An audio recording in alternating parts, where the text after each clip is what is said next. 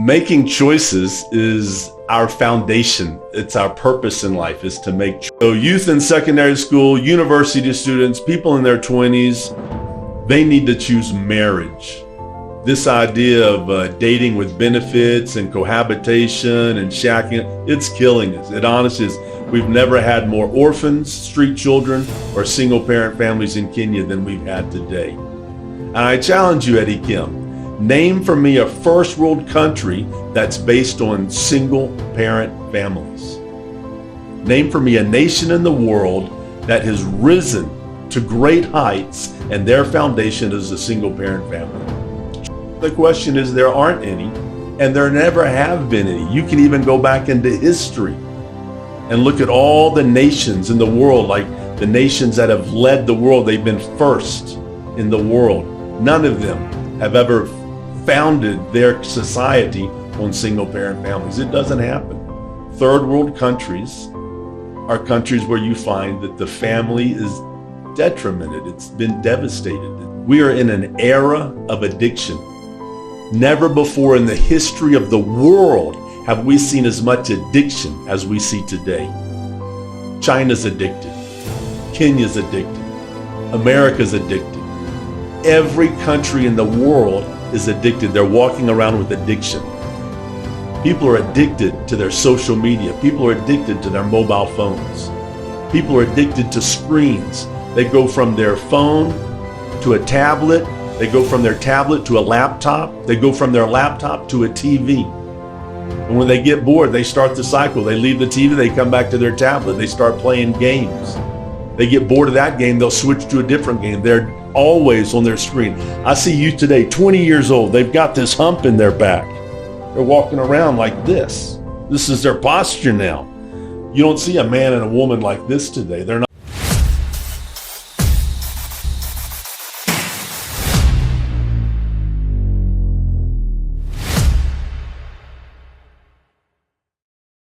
Hello everyone, welcome back to another episode of the Voice and Vision Podcast. I'm your host, Eddie Kim, and today we'll be navigating a very interesting topic everyone in their 20s needs to hear: making the right choices. And joining me is a very interesting person, Greg. Welcome to the show. Thank you, Eddie Kim. It's great to be here. And maybe as we start off, why don't you tell our listeners a little bit of yourself? Who's Greg? I'm a public speaker. I go to secondary schools and I talk to kids about opposite sex relationships, dating, coupling, and the like. On the weekends, I'm at church. I'm a preacher. And that's about who I am. Oh, awesome. Yes. Welcome to this episode. And as we start off, why do you think making right choices have effect to the young adults in the current world you're living in? Wow. Making choices is our foundation. It's our purpose in life, is to make choices. In the beginning, God created the heavens and the earth, and he put Adam and Eve in his garden. And he said, choose. And that's where we are today. We're making choices, and we better get good at making right choices. It's the foundation of everything. God did something very special for us as human beings.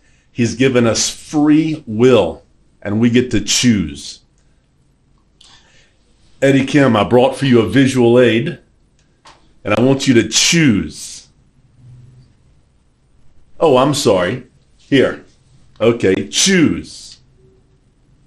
I think I'll go for this one. Do you have a choice? Yeah, let me do this for you.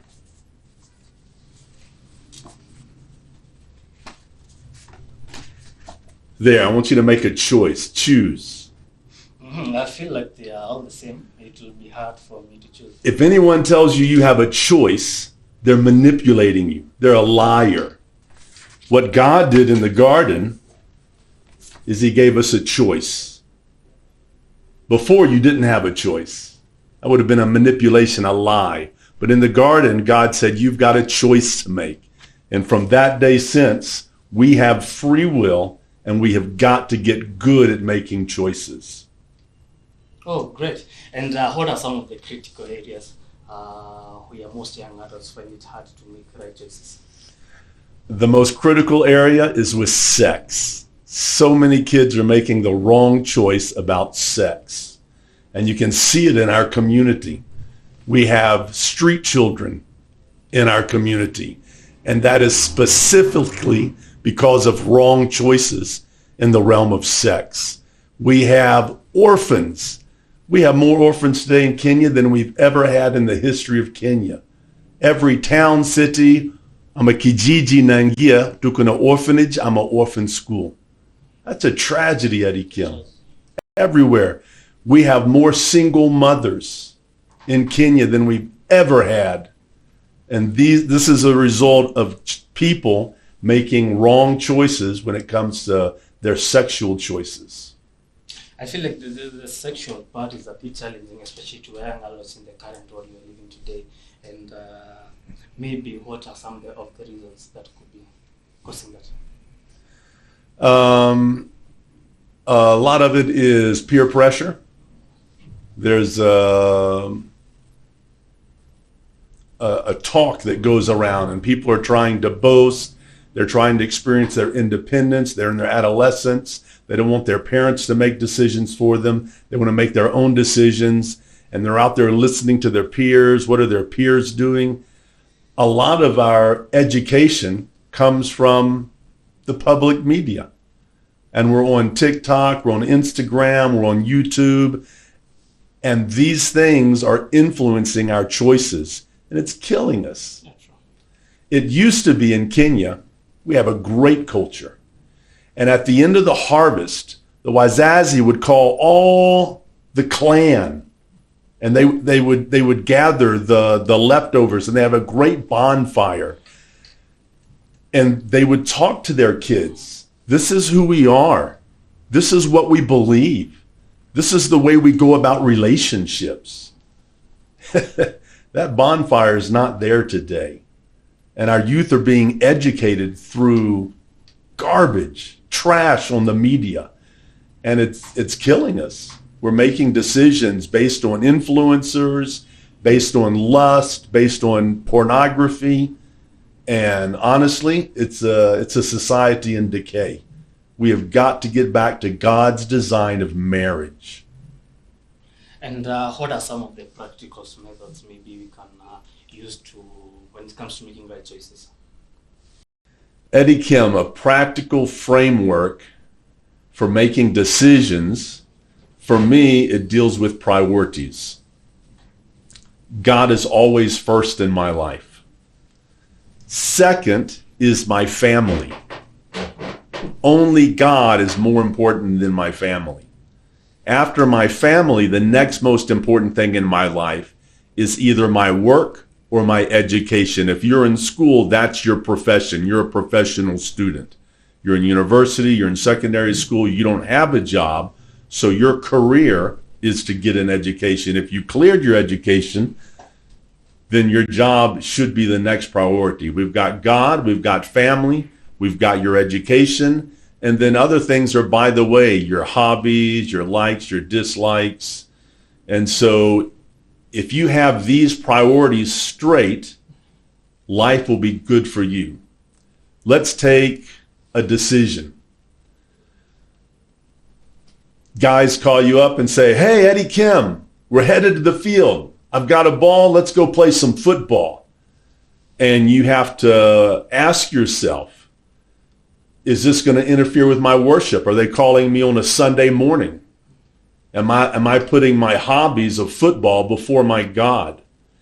Do I have a birthday party to attend? My child is turning 7, and my guys are asking me to miss out on something that's family oriented. And so you've got to look at these things. Am I about to miss a day of work? Am I going to miss the morning session of my work? And I'm going to be playing football. So you put these in order. And if you get these out of order, you're really going to screw your life up. So there's a framework of priorities, and it's really simple, but people don't do it. And so if you look at these, always put God first in your life and in your decision making. Always put your family second. If I have to choose between God and family, God is always going to be first. Family is godly, so there's a lot of bleed over in what you're doing, but you've got to have God first your family second, your work, job, education third, and then other things are by the way, your hobbies, your friends, those come later. And maybe a personal experience to a mistake that you did that led to a valuable lesson. Yeah, it's popular to think there's a pivotal point in life. And a lot of people think, I remember this one time in my life, it changed my life. I made this decision, and that's kind of false. Life is made up of a million decisions. And every day you get up and you've got to make right choices. And so the answer is yes. Every day I have learning experiences from making decisions. And very often I'll ask myself, I'll ask God, I'll say, God, you've put me through this. You've given me this burden. I'm in this dilemma. What can I learn from this, God? And so your question is spot on. It's very good. You're always trying to learn from what you're facing and the decisions you've made. So I don't have a particular point in time that I can point back and say, oh, I made that decision and it changed my life. No. My life is made up of 1,000 decisions a day, and I got to get good at making those decisions. Oh, great. And to the young adults, what do you think the main mistakes the young adults usually make? We've talked about sex. Sex is the number one decision that they've got to get right. And if they make wrong choices at sex, that's going to be detrimental. We got students who are really smart and they'll make an A on their KCSE, and 6 months later they're dead of HIV/AIDS. So what good did that A do them? So sex is by far the number one choice that people, you mentioned us in our 20s. I'm almost at 20. I'm 29. So.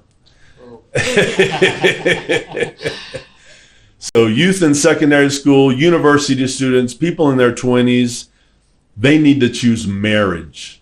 This idea of dating with benefits and cohabitation and shacking, it's killing us. It honestly is. We've never had more orphans, street children, or single parent families in Kenya than we've had today.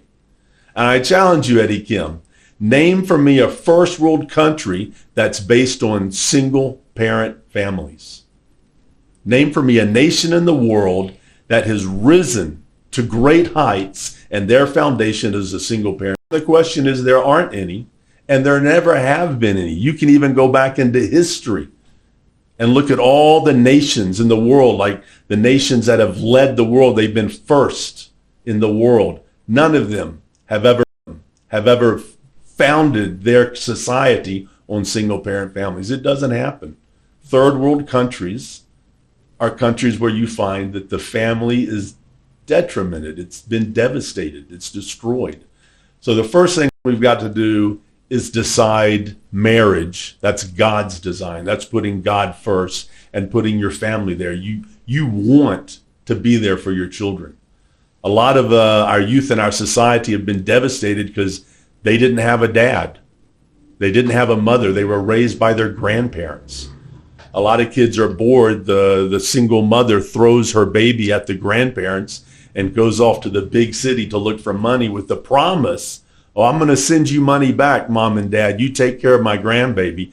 And you got this child being raised by its grandparents, never knows its mother because she's off somewhere. I mean, she comes home for Christmas, so she knows the parent, but that's not her mom the way you would know your mom. Never known a dad. And it's devastating us. We have got to get back to the family design that God gave us. A nucleus family, a mom and a dad, a children, the patriarch. Yeah, that's very important. Other things that we're making bad decisions in, I think are commonplace and people know them. Drugs, gambling. I think these are obvious. But a lot of the reason these are bad, there's lots of reason why these are bad, but it's addiction. We are in an era of addiction. Never before in the history of the world have we seen as much addiction as we see today. China's addicted. Kenya's addicted. America's addicted. Every country in the world is addicted. They're walking around with addiction. In the days of Noah, addiction wasn't as bad then as it is today. In the days of Moses, addiction wasn't as bad then as it is today. This is an era of addiction. People are addicted to their social media. People are addicted to their mobile phones. People are addicted to screens. They go from their phone to a tablet. They go from their tablet to a laptop. They go from their laptop to a TV. And when they get bored, they start the cycle. They leave the TV, they come back to their tablet. They start playing games. They get bored of that game, they'll switch to a different game. They're always on their screen. I see youth today, 20 years old. They've got this hump in their back.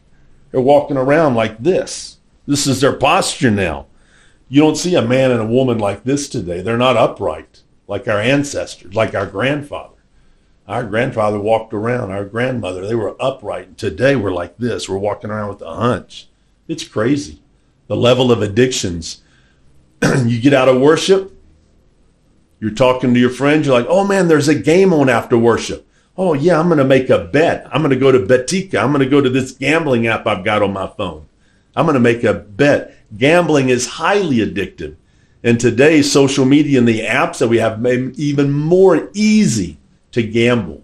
Highly addictive. Pornography.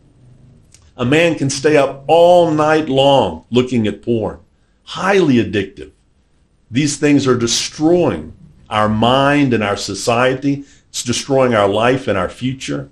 So right now, currently, we're in a world, an era of addiction. And Kenya is not exempt. First world countries are not exempt. If you go to the South Pole, you'll find people scrolling.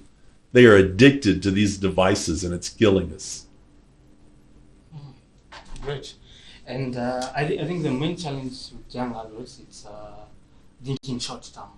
And what advice do you give to the young adults who are thinking short term in a way that they'll now start thinking long term?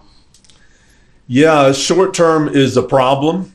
And in psychology, we have methods to help an individual refocus their cognitive behaviors and rational emotive behaviors. And so what we do is we change the way a person thinks. And right now, maybe he's thinking that cigarettes are good. Yeah, cigarettes are good. When I smoke, I get attention. People notice me. Girls look at me when I smoke. And he actually thinks that smoking is positive. And so what we do is we readjust the way a person thinks. And you look at this cigarette, and this cigarette tastes horrible. The first time anyone smokes a cigarette, their body rejects the poison they're feeding it. They start coughing, they hacking, and it's very disgusting. My grandfather died of lung cancer from smoking cigarettes. Cigarettes cause diseases, emphysema, all kinds of lung issues come from smoking cigarettes. So a youth in their adolescence, they're looking at the good things about a cigarette and how it's going to help them and how it's going to make them popular, how it's going to increase their status. It's going to give them an image. And they're not looking at the other side of the coin. A coin has two sides. And look at you don't find anyone in their 30s trying to smoke. Well, I'm going to go out and hide behind the toilet and smoke a cigarette where no one can see me. I'm 30 years old. Everyone in their 30s trying to quit smoking. Wake up and smell the coffee. It's only small youths who are trying to prove their adultness and how big they are, who are trying to do something grown up and smoke cigarettes. So kids who are getting to smoke, getting into the addiction of smoking cigarettes are the young guys. People who have passed through that stage in their 30s are desperately trying to stop this habit. They're trying to kick the habit of cigarettes. They're trying to kick the habit of being a drunkard. They're trying to get rid of these habits. And so you got to look at the long term is what you said, but you got to look at the negativity. You got to look, where does this lead to? If you look at a friend who's a class ahead of you, if you look at someone who's only been drinking for 6 months, Well, yeah, it looks glamorous. But go look at someone who's been drinking for 20 years. He's outside laying in the ditch and he's peed himself. He's got urine all in his trouser and he's lying in the ditch there because that's the end of alcohol. That's where addiction leads to. It's horrible. So when you want someone to start thinking long-term as opposed to short-term, you want to change your thought process. You want to understand the depth of this habit. Where is this going to lead to? What are the negative parts of this? If I keep gambling, if I'm looking for the get-rich-quick scheme, I'm going to end up poor. I'm going to be in poverty the rest of my life. If I get involved in sex, oh, everyone's going to talk about me. I'm going to boast about my exploits. But yeah, you're probably going to die of HIV/AIDS in a couple of years. You're going to have an STD for the rest of your life. 95% of all girls who get pregnant in high school, secondary school, are in poverty for the rest of their life. Only 5% manage to claw themselves out of poverty. 95% of women who become pregnant in secondary school are in poverty for the next 80 years. It's tragic. It's tragic. So you have to rethink about what it is you're doing. Right now, you're only seeing the positives of this. Why is sex before marriage good? Why is smoking cigarettes good? And you're only looking at the positives of that decision.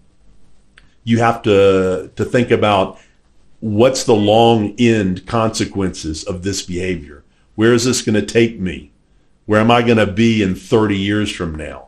And that is not a pretty picture. If you find someone who's been drinking and smoking for 30 years, yeah, that's not a good picture. If you find a single mother 30 years later, they don't have the looks they did when they were 18, when they were 20.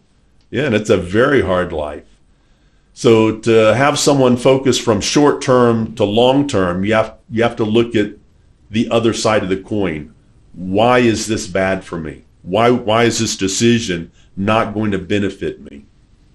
And that'll take them to the long-term picture. In Kenya, you'll find that most adults, young adults, I'd say, suffer from addiction due to several reasons. For instance, many people argue that maybe lack of jobs leads to doing things that lead to addiction. What's your take on that? Yeah, those are losers' limps. Those are excuses. People don't want to accept accountability and raise their hand and say, I was wrong, I made a bad decision. They're going to blame it on the economy. They're going to blame it on a person, the president. They're going to blame it on their mom. They're going to blame it on their dad. If my dad hadn't have left, I wouldn't be here. Those are excuses. Those are losers' limps. And as long as I empower you, let's say I'm the one with the addiction, and I'm blaming you because of my addiction. I've empowered you. You now have power over me. You control me. You make me good. You make me bad. You make me addicted. You make me free. I'm a slave. I can't do anything to help myself. But once I stop blaming you and I raise my hand and I say, it's my fault. I have just given myself all the power I will ever need. I am the one in charge now. I made the bad decision. I can make the right decision. I got myself here in this situation. I can get myself out of this situation. So when I start getting good at making decisions, when I start making right choices, when I accept responsibility that I'm the problem, and nobody wants to admit they're the problem. Everyone's always blaming a society, a culture, an event, the media. If it wasn't for TikTok, well, put your phone down. It's your fault for having TikTok in front of you. So a lot of it comes to accepting responsibility.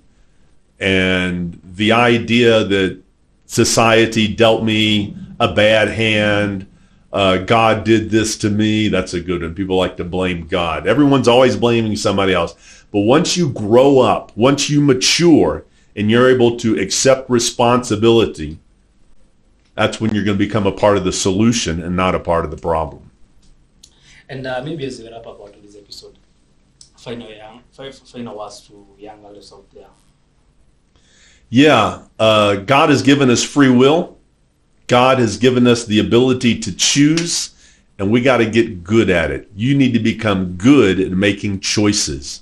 You need to be definitive that this is who I am. This is my identity, and I'm going to make decisions based on who I am. This is a choice I've made. I've chosen not God or I've chosen God, and get good at making decisions that are in line with that choice. And so now all these other choices are going to fall in a priority that identifies who I am. And so God's given us free will. We better get good at it. He's given us the ability to choose. We better get good at making right choices. And maybe an opportunity for a shout out maybe to a friend, family, anyone. Oh yeah, I want to shout out to this studio right here. This is an awesome program. You need to like and subscribe right now. Go ahead and hit that like button and subscribe to this channel. Absolutely. So Greg, thank you so much for being here. It was incredibly amazing hosting you. And to our viewers, thank you so much for choosing BTL TV to be your channel, whether you're viewing us from BTL TV, Roar FM or YouTube. Thank you so much for choosing to be a loyal follower, loyal subscriber. Until next week, be safe.